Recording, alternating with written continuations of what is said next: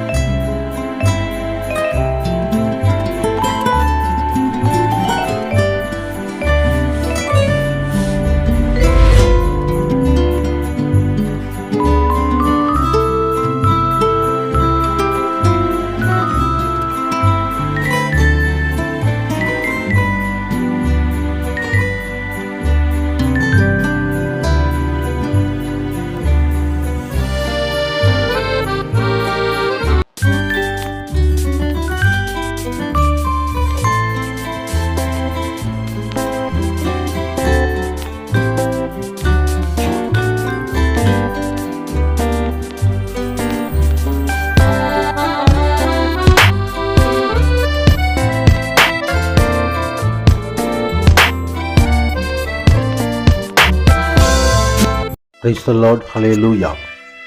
வாராந்திர ஆய்விலே இந்த வாரத்தில் பாபிலோன் அதை படித்தோம்.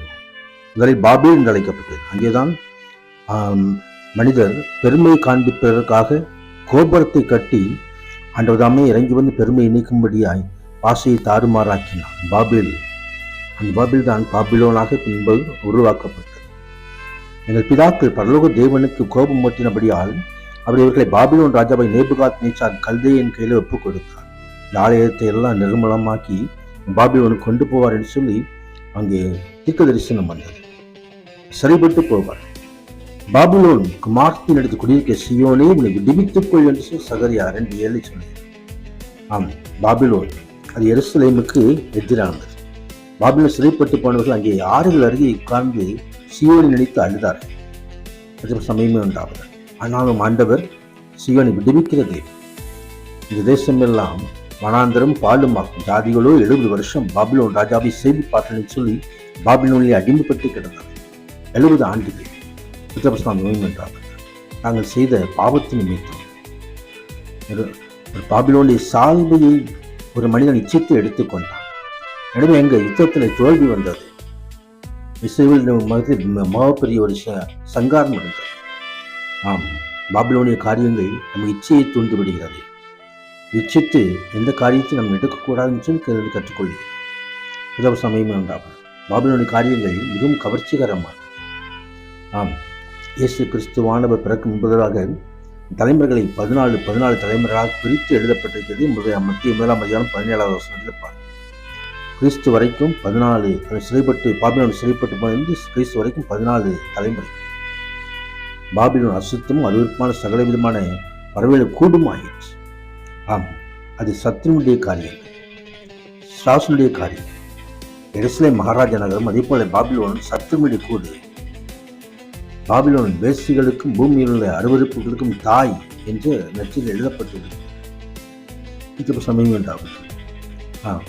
பாபிலோனிலிருந்து வெளியே வாருங்கள், அத்தகைய சித்தத்தை செய்து கொள்ளும்படியாக தானியேல் பாபிலோன் சிறைப்பட்டு போனாலும் அவனுடைய சித்தத்தில் நிறைவேற்ற மனிதனாக இருந்தார். சமயம் ஒரு தூதனை வந்து இந்திரக்கல்லை ஊற்றி பெரிய கல்லை எடுத்து சமுத்திலிருந்து இந்த பாபிலோன் மகாநகரம் வேகமாய் தள்ளி ஒருபோதும் காணப்படாமல் சாபத்தை பெற்றுக்கொள்ளக்கூடிய நகரம். நாம் சாபத்திலிருந்து வெளியே வர, பாபிலோனுக்கு வெளியே வர, பாபிலோன் கிரகத்திற்கு வெளியே வர வேண்டும்.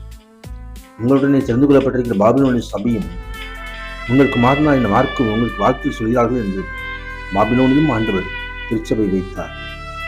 அந்த சத்துனுடைய காரியங்கள் எல்லாம் மாறி ஆண்டவர் தாமே வெற்றி